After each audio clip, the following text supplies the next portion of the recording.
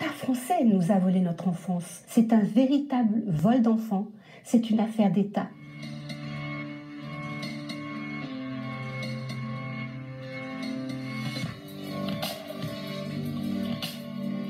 Les services sociaux allaient dans les familles, faisaient signer des papiers aux parents. La plupart de ces parents étaient illettrés et ne savaient pas du tout ce qu'ils signaient.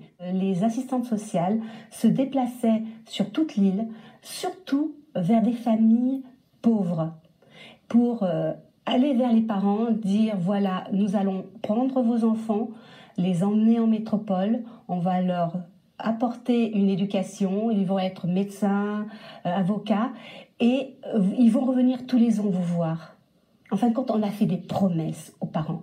Et ces promesses-là n'ont pas été tenues, puisque nous sommes partis pour un aller simple.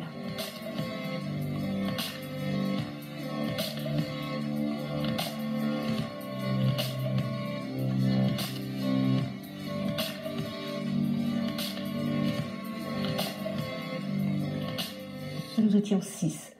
2 garçons, 4 filles. Arrivés à Guéret, nous avons tous été séparés. Moi, je me suis retrouvée dans une famille d'accueil, maltraitée pendant 4 ans.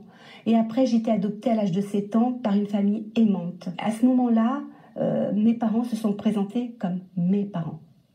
Et j'ai eu tout un tas de questions dans ma tête d'enfant. Et mon Dieu, que j'ai souffert du racisme. À l'école, j'étais la seule petite noire.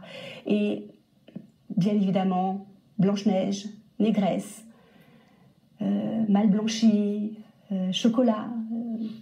Et donc j'ai vécu oui, j'ai été aimée, mais dans le mensonge pendant des années, puisqu'à l'âge de 16 ans, j'ai découvert par hasard que j'ai été adoptée.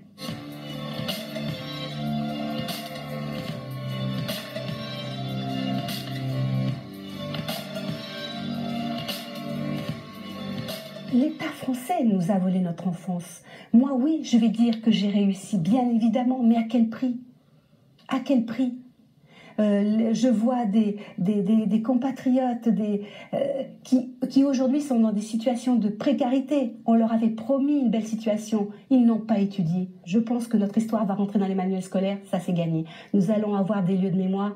C'est très bien, que ce soit à Paris, à La Réunion ou dans la Creuse. Nous allons avoir une journée commémorative, c'est très bien. Mais il y a encore beaucoup de choses à voir, à revoir, à travailler. C'est un véritable vol d'enfants, c'est une affaire d'État. Maintenant, l'État doit nous rendre notre dignité.